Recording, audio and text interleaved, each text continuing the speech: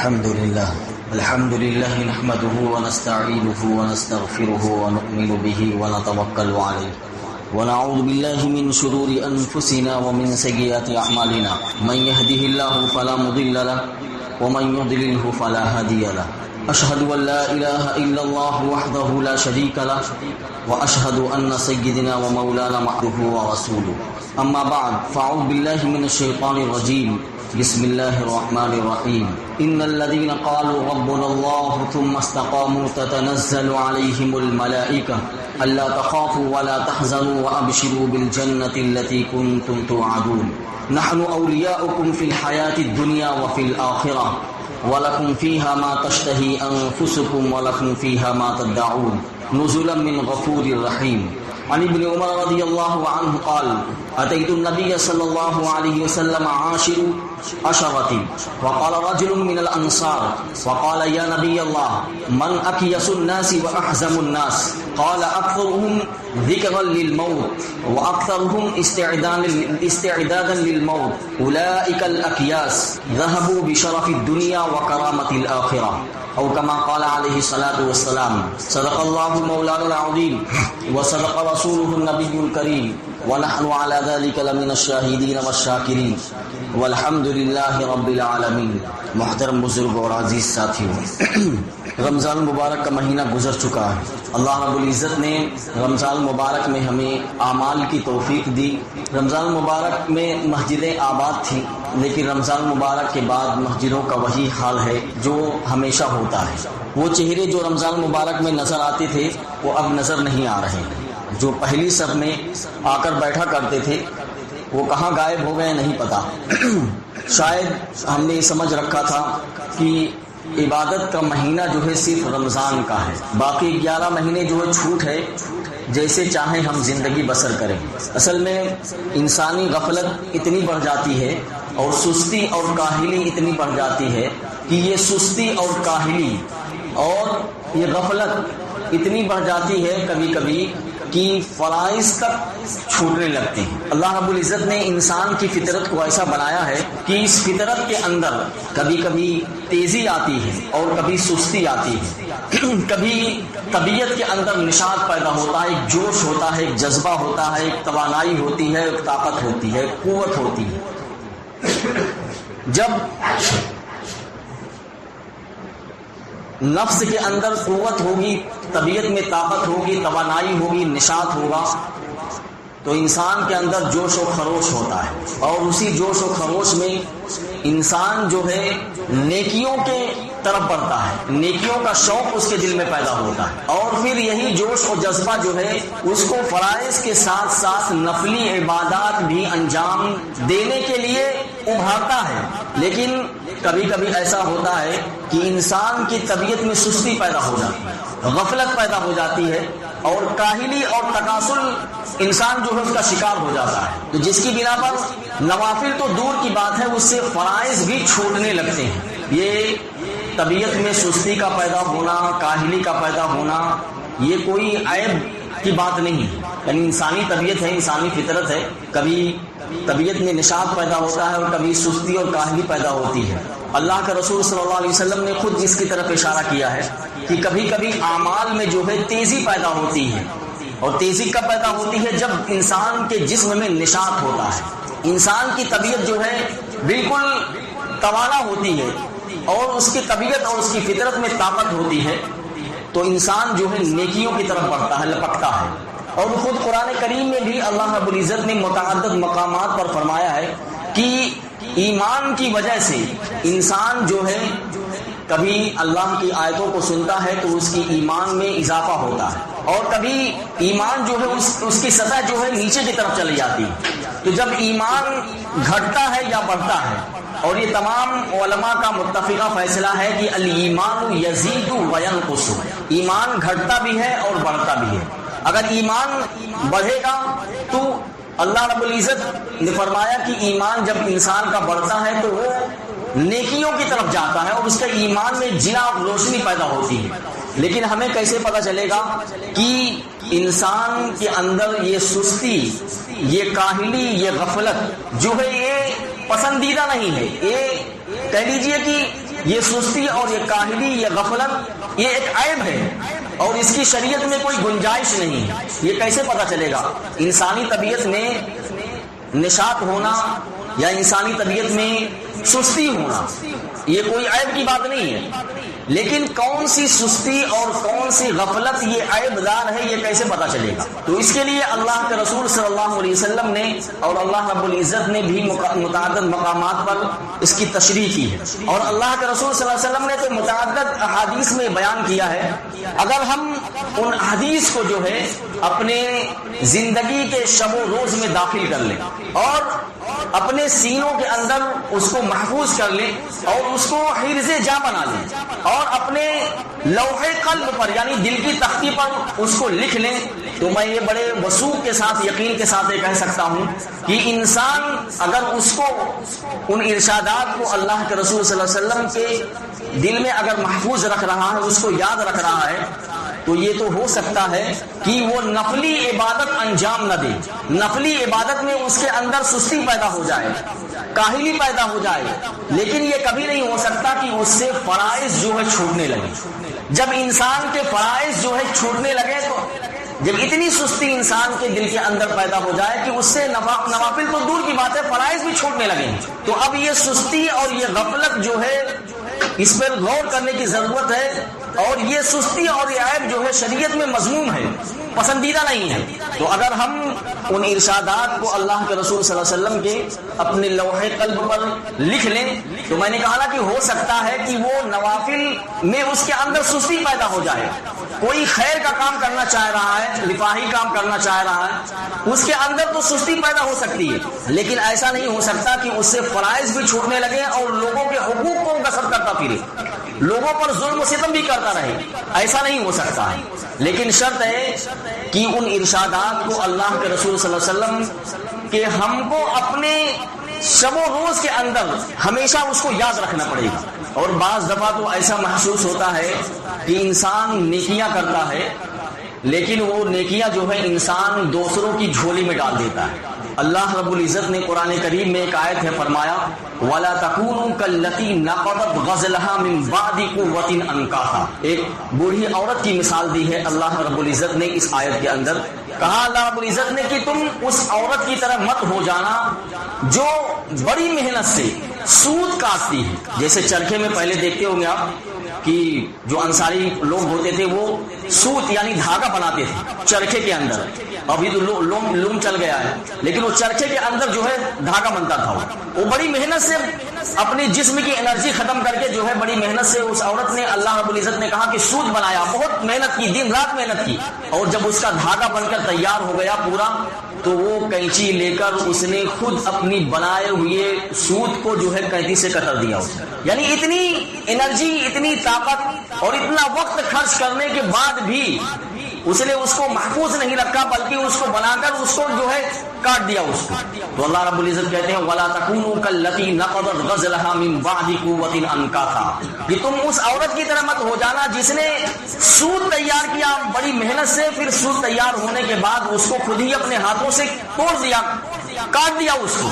ایسے ہی ہماری نیکیاں ہیں۔ رمضان مبارک میں ہم نے نیکیاں کی، خوب نیکیوں سے نامہ اعمال بھر گیا۔ جو عبادت ہم عام دنوں میں نہیں کرتے تھے وہ رمضان مبارک میں انجام دی ہم نے، تلاوت کی کثرت، ذکر کی کثرت، نوافل کی کثرت، قیام اللیل، تہجد، یہ سب چیزیں ہم نے انجام دی، صدقہ خیرات، غریبوں کی مدد اور رفاہی عام میں رفاہ یعنی جو خیر کے کام ہے اس میں ہم نے خرچ کیا۔ یہ ساری نیکیاں ہم نے رمضان مبارک میں انجام دی، لیکن رمضان مبارک جیسے گزرا ہم نے خود اپنے ہاتھوں سے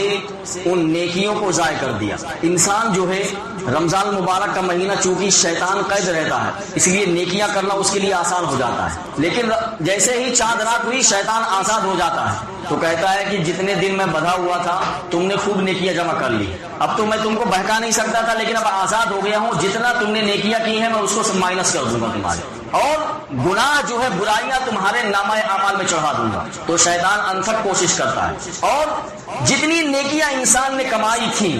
دیکھیے اگر کوئی انسان نیکی کرتا ہے اور نیکی کرنے کے ساتھ ساتھ کسی دوسرے کے حقوق کو غصب کرتا ہے، کسی دوسرے پر ظلم کرتا ہے،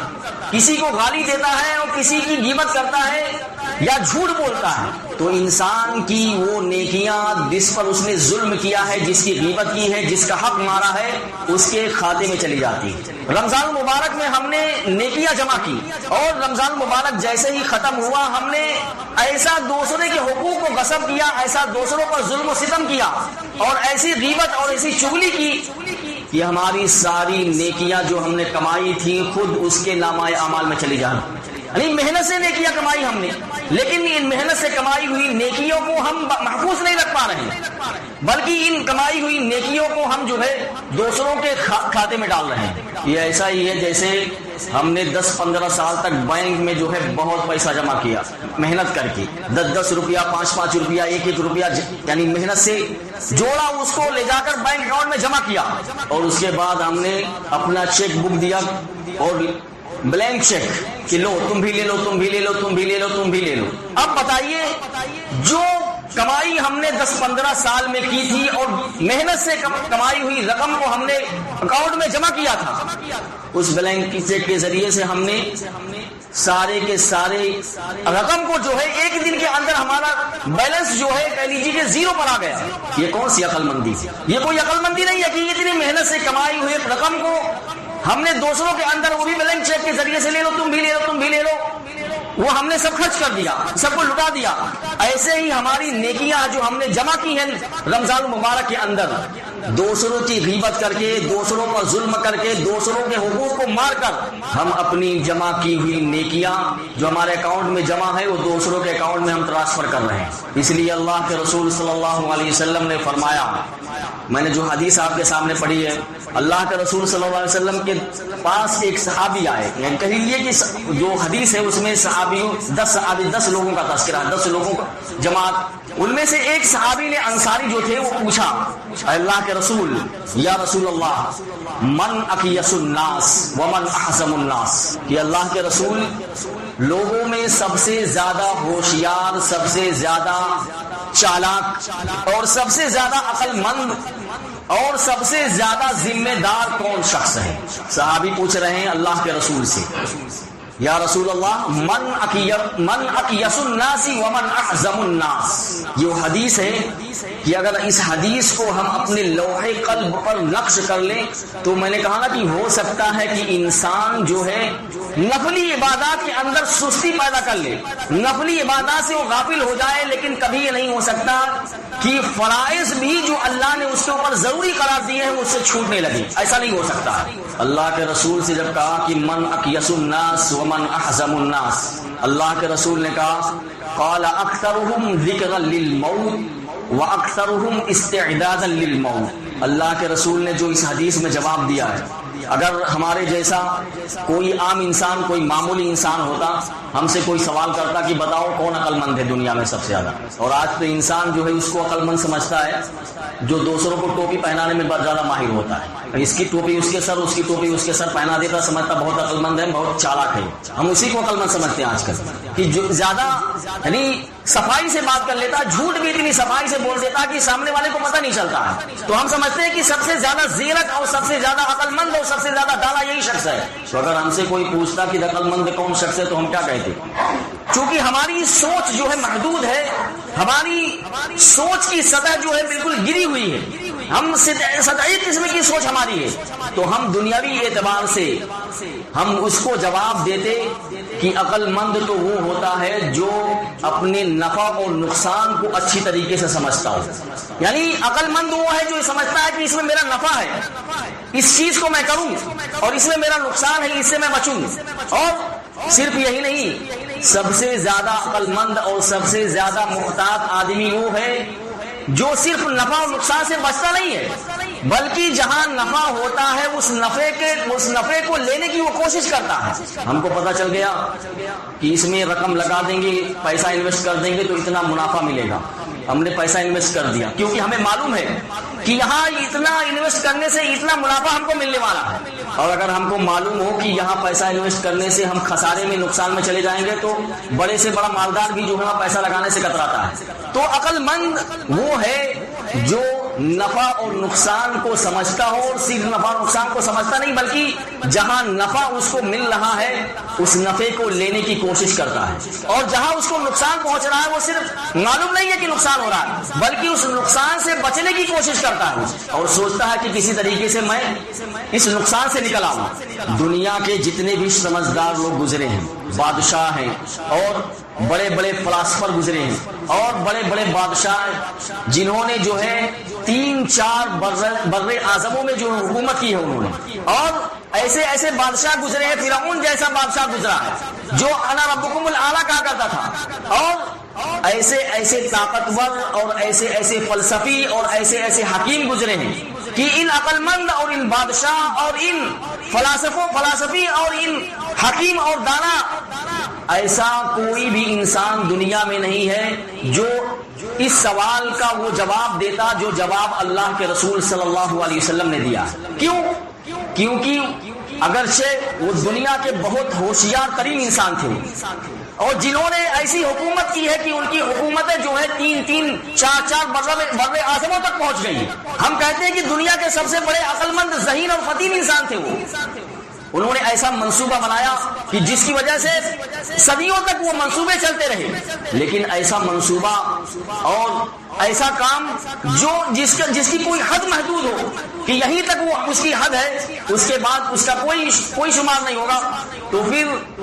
وہ انسان عقل مند نہیں ہوگا۔ اس انسان کو عقل مند نہیں کہہ سکتے جس کی حد محدود ہو، یعنی اس کا منصوبہ یہیں تک چل سکتا ہے۔ ایک انسان نے منصوبہ بنا دیا، چاہے اس کا منصوبہ صدیوں تک چلتا رہے، لیکن جب صدیاں گزر جائیں گی تو اس کا منصوبہ جو ہے ناکام ہوگا، اور اگر منصوبہ ناکام نہیں ہو رہا ہے تو اگر وہ مر گیا تو مرتے ہی اس کا منصوبہ ناکام ہو جائے گا، چاہے جتنے وہ پلان بنا لے، لیکن جب اس کی لاش سامنے پڑی ہوگی نا تو اس کا سارا منصوبہ دھرا کا دھرا رہ جائے گا۔ اللہ کے رسول نے ان میں سے کوئی جواب نہیں دیا۔ اللہ کے رسول نے کہا کہ میرے صحابی، چونکہ تم نے مجھ سے یہ سوال کیا ہے اور میری زبان نبوت جس سوال کا تمہارے جواب دے رہی ہے، میں جس چیز کو بہتر سمجھ رہا ہوں وہ جواب میں تم کو دے رہا ہوں، اور یہ جواب ایسا ہے نا، میں دنیا کا کوئی بھی فلسفی، کوئی بھی معلم اور کوئی بھی استاد اور دنیا کا کوئی بھی بڑا سے بڑا حکیم اور دانا بھی ایسا جواب نہیں دے سکتا ہے جیسا جواب جو ہے اللہ کے رسول صلی اللہ علیہ وسلم اور پیغمبر صلی اللہ علیہ وسلم کی زبان نبوت سے نکلا ہے۔ اللہ کے رسول نے کہا سب سے زیادہ عقل مند اور سب سے زیادہ محتاط آدمی وہ ہے اکثرہم ذکرا للموت، جو سب سے زیادہ موت کو یاد رکھنے والا، وَأَكْثَرُهُمْ ذِكْرًا لِلْإِسْتِعْدَادِ، جو موت کے لیے سب سے زیادہ تیاری کرنے والا۔ کیا مطلب ہے؟ یہ موت کا کوئی وظیفہ ہے کیا ہم تسبیح کی طرح اس کو پڑھتے رہیں، یہ یاد ہے اس کی؟ نہیں، یہ کوئی وظیفہ نہیں ہے کہ ہم اس کا وظیفہ کرتے رہیں اور وہ ہمارے دل کے اندر نقش کر جائے۔ اس کے مفسرین نے 5-6 مطلب بیان کیے ہیں کہ وَأَكْثَرُهُمْ ذِكْرًا لِلْمَوْتِ وَأَكْثَرُهُمْ اسْتِعْدَادًا لِلْمَوْتِ کا کیا مطلب ہے؟ پہلا مطلب محدثین نے بیان کیا ہے کہ وَأَكْثَرُهُمْ ذِكْرًا لِلْمَوْتِ کا مطلب یہ ہے کہ انسان نیکیاں کر رہا ہے اور نیکیاں کرتے ہوئے وہ یہ ڈر رہا ہے کہ کہیں میری زندگی کی آخری نیکی تو نہیں ہے، یہ دل میں نقش کرنا پڑے گا۔ اللہ کے رسول نے کہا کہ موت کو کثرت سے یاد کرنے والا سب سے زیادہ عقل مند ہے۔ موت کو کثرت سے یاد کرنے سے کیا مراد ہے؟ موت کو کثرت سے یاد کرنے سے مراد یہ نہیں کہ مسجد میں تسبیح لے کر آپ موت کی تسبیح پڑھتے رہیں، نہیں، بلکہ موت کو کثرت سے یاد کرنے کا مطلب یہ ہے کہ آپ کوئی بھی نیکی کر رہے ہیں تو یہ سمجھتے ہوئے نیکی کریں کہ شاید میری زندگی کی آخری نیکی ہو۔ میں مصلی پر کھڑا ہوں اور نماز پڑھا رہا ہوں تو میں سمجھوں کہ میں ہو سکتا ہے میری زندگی کی آخری نماز ہو، میں آخری نماز کر رہا ہوں۔ آپ نماز پڑھیں تو آپ یہ غور کریں کہ ہو سکتا ہے کہ میری آخری نماز ہو، اس کے بعد مجھے نماز پڑھنا نصیب نہ ہو۔ میں والدین کی خدمت کر رہا ہوں، رات میں اپنے ماں کے پیر کو دبا رہا ہوں، ماں کی خدمت کر رہا ہوں، اور دل میں یہ خیال ہے کہ کہیں یہ میری اپنی ماں سے آخری ملاقات تو نہیں ہے۔ باپ کے پاس بیٹھا ہوا ہوں، باپ سے گفتگو کر رہا ہوں اور دل میں خیال ہے کہ باپ کے پاس بیٹھنے سے ثواب ملتا ہے، تو کہیں میرے باپ سے جو ہے میری آخری ملاقات تو نہیں ہے۔ میں کوئی بھی نیکی کا کام کر رہا ہوں، بس یہ سوچ رہا ہوں کہ کہیں میری آخری یعنی یہ آخری نیکی تو نہیں ہے. اگر یہ دل میں انسان کے خیال بیٹھ گیا، اس لیے اللہ کے رسول صلی اللہ علیہ وسلم نے فرمایا صلی صلاۃ مودع، کہ نماز اس طرح پڑھو جیسے تم کو یہ معلوم ہو کہ تمہاری زندگی کی آخری نماز ہے. جیسے الوداع ہونے والا جو ہے اپنی زندگی کی آخری نماز پڑھتا ہے، یعنی الوداع ہو رہا کوئی تو آخری ملاقات ہوتی ہے اس سے، تو ایسے یہ نماز بھی اسی طریقے سے پڑھو جیسے تم اپنی زندگی کی آخری نماز پڑھ رہے ہو. تو نیکیاں انسان اگر اس طریقے سے کر رہا ہے کہ اس کو معلوم ہے کہ یہ میری زندگی کی آخری نیکی ہے، ایک مطلب تو یہ بیان کیا محدثین نے، اور دوسرا مطلب یہ بیان کیا ہے کہ گناہ بھی انسان اگر کرے تو گناہ کرتے ہوئے اس کے دل میں یہ خوف پیدا ہونا چاہیے کہ مجھے ایک دن موت آ جائے گی. بس جیسے ہی گناہ کا خیال دل میں پیدا ہوا، انسان اپنے دل میں سوچے میرا نماز پڑھنے کا دل نہیں چاہ رہا، شیطان نے غفلت ڈال دی ہے، سستی پیدا ہو گئی ہے، لیکن میں یہ سوچوں کہ اگر میں یہ کام نہ کروں، یعنی نماز نہ پڑھوں، تو میں اللہ کی بارگاہ میں جا کر کیا منہ دکھاؤں گا. جیسے ہم نے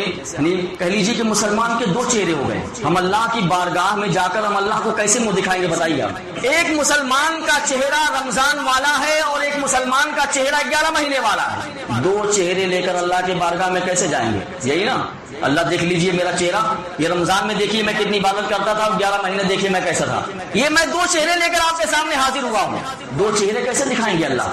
جب انسان گناہ کرے تو سب سے پہلے اس کے دل میں یہ خیال پیدا ہو کہ میں ایک دن موت کی آغوش میں چلا جاؤں گا. آپ نے اس عالم اور عابد بغداد کے ایک تھے، ان کا قصہ کتابوں میں پڑھا ہوگا، بہت ہی مشہور قصہ ہے، اور کوئی ایسا قصہ نہیں ہے مطلب جو ہوائی فائرنگ جس کو کہتے نہیں، بالکل ہی معتبر قصہ ہے. وہ لکھا ہوا ہے بغداد کے ایک عالم کے پاس ایک دوشیزہ ایک عورت گناہ کے ارادے سے آئی، یعنی اس کو گناہ پر آمادہ کرنا چاہا، اور وہ برقعے میں آئی اور برقع اتارا، اس نے نقاب اتارا اور اس عالم سے کہا کہ میں نے گناہ کی دعوت دی. اس عالم نے کہا تمہارے گناہ کی دعوت کو میں اس پر دوبارہ غور کروں گا، بعد میں غور کروں گا، لیکن تم گناہ کی دعوت دینے مجھے آئی ہو تو اس گناہ کی دعوت دینے سے پہلے میری کچھ باتیں سن لو. اس نے کہا بتائیے. اس عالم دین نے کہا کہ تم جس گناہ کی طرف مجھے دعوت دے رہی ہو پہلے یہ بتاؤ کہ اگر تم کو یہ یقین ہو کہ تمہاری روح نکل رہی ہے، یعنی ملک الموت جو ہے تمہارے سامنے موجود ہے، اور تم چارپائی پر لیٹی ہوئی ہو، تمہارے سرہانے جو ہے تمہارا باپ بھی موجود ہو، تمہاری ماں بھی موجود ہو، اور تمہارے بھائی بہن تمہارے سامنے موجود ہو، اور ملک الموت تمہاری روح کو نکالنے کے لیے بالکل تیار ہو، کیا ایسی حالت میں بھی تم مجھے اس گناہ کی دعوت دو گی؟ کہا نہیں. کہا بتاؤ اگر تمہاری میت کو قبرستان لے جایا جا رہا ہو، کیا اس حالت میں بھی تم مجھے گناہ کی دعوت دو گی؟ کہا نہیں. کہا جب تمہاری میت کو تمہاری لاش کو لحد کے اندر اتارا جائے گا، کیا اس وقت بھی تم اس گناہ کی دعوت دو گی؟ کہا نہیں. کہا بتاؤ جب تم قبر میں پہنچ جاؤ گی اور اللہ کی بارگاہ میں حاضر ہوگی، اور جب حاضر ہونے کے بعد لوگ جو ہے ننگے یعنی برہنہ اٹھیں گے لوگ قیامت میں، کیا اس حالت میں بھی تم مجھے گناہ کی دعوت دو گی؟ کہا نہیں. کہا جب اللہ کی عدالت قائم ہوگی اور اللہ تخت پر جو ہے جلوہ افروز ہوگا اور اللہ تمام لوگوں کا فیصلہ کرے گا، اور وہاں اللہ جوانی کے بارے میں سوال کرے گا، تو بتاؤ تم وہاں بھی مجھے اس گناہ کی دعوت دو گی؟ کہا نہیں. اتنا سننا تھا وہ عورت وہاں سے چلی گئی. جن لوگوں نے بھیجا تھا کہاں آ گئی تم؟ بتاؤ کیا کر کے آئی ہو؟ کیا مشن میں کامیاب ہو گئی تم؟ کہا نہیں، میں اس کی زندگی بدلنے کے لیے گئی تھی لیکن اس نے میری زندگی کو بدل دیا. یہ ہے گناہ کی یعنی انسان کے جسم میں، انسان کے دل میں، انسان کے نفس میں اگر انسان کا نفس برائی کی طرف آمادہ کرتا ہے، ان النفس لامارۃ بالسوء، نفس امارہ جو ہے انسان کو برائی کی طرف ابھارتا ہے، اور کبھی شیطان انسان کو برائی کی طرف ابھارتا ہے. تو جس برائی کی طرف وہ دعوت دے رہا ہے، ذرا 5 منٹ کے لیے، 10 منٹ کے لیے، 4 منٹ کے لیے یا 1 منٹ کے لیے سوچ لے کہ میں جو گناہ کرنے جا رہا ہوں یہ گناہ کر کے میں اللہ کے سامنے کیا جواب دوں گا؟ مجھے موت آئے گی تو میں اللہ کے سامنے کیا جواب دوں گا؟ تو اللہ کے رسول صلی اللہ علیہ وسلم نے فرمایا کہ لوگوں میں سب سے زیادہ سمجھدار وہ ہے جو موت کو کثرت سے یاد کرتا ہو. وقت زیادہ ہو جائے گا، ابھی اس کی تشریح اور تھی لیکن میں اس حدیث کا ترجمہ آپ کے سامنے پیش کر دیتا ہوں. اللہ کے رسول نے کہا کہ لوگوں میں سب سے زیادہ سمجھدار، سب سے زیادہ عقل مند، سب سے زیادہ زیرک، سب سے زیادہ دانا اور سب سے زیادہ ہوش مند اور سب سے زیادہ محتاط، جو بھی آپ استعمال کر لیجیے جملہ، وہ ہے جو موت کو کثرت سے یاد کرتا ہو اور موت کے لیے وہ تیاری کرتا ہو. دو چیزیں ہیں، موت کو کثرت سے یاد کرنا اور موت کے لیے تیاری کرنا. وہ موت کی تیاری کیا ہے اس کو انشاءاللہ میں دوسرے جمعہ میں بیان کروں گا. آگے اللہ کے رسول صلی اللہ علیہ وسلم نے سند دے دی. ہم نے سند کس کو دی؟ عقل مند کون ہے؟ جو زیادہ نفع اور نقصان کا مالک ہو، یعنی سمجھتا ہو کہ اس میں نفع اس میں نقصان ہے، اس سے بچنا چاہیے اور اس کو اختیار کرنا چاہیے. اللہ کے رسول نے کہا نہیں، یہ سمجھدار نہیں ہے، یہ ہوشیار نہیں ہے. اللہ کے رسول نے کہا اولئک الاقیاس، یہ سمجھدار ہے، صرف یہ سمجھدار ہے. یہ نہیں کہا کہ یہ سمجھدار ہے. اللہ کے رسول نے کہا کہ صرف یہی سمجھدار ہے، صرف یہی سمجھدار ہے، صرف یہی سمجھدار ہے. تعبیر دیکھیے آپ جملے کی، ایک ہوئی یہی سمجھدار ہے، نہیں، اللہ کے رسول نے کہا یہ سمجھدار ہے، صرف یہی سمجھدار ہے. آگے فرمایا رہبو بشرف الدنیا و کرامت الآخرہ، یہی وہ لوگ ہیں جن کو اللہ رب العزت دنیا میں بھی عزت ادا کرے گا اور آخرت کی کرامت اور آخرت کی عزت اور آخرت کی شان و شوکت بھی انہی لوگوں کے نصیب میں آئے گی. یہ ہے سب سے زیادہ سمجھدار شخص جس کی اللہ کے رسول صلی اللہ علیہ وسلم نے اس حدیث میں تشریح کی ہے. تو اللہ رب العزت ہم کو اس حدیث پر عمل کرنے کی توفیق عطا فرمائے. وآخر الدعوانا الحمدللہ رب العالمین.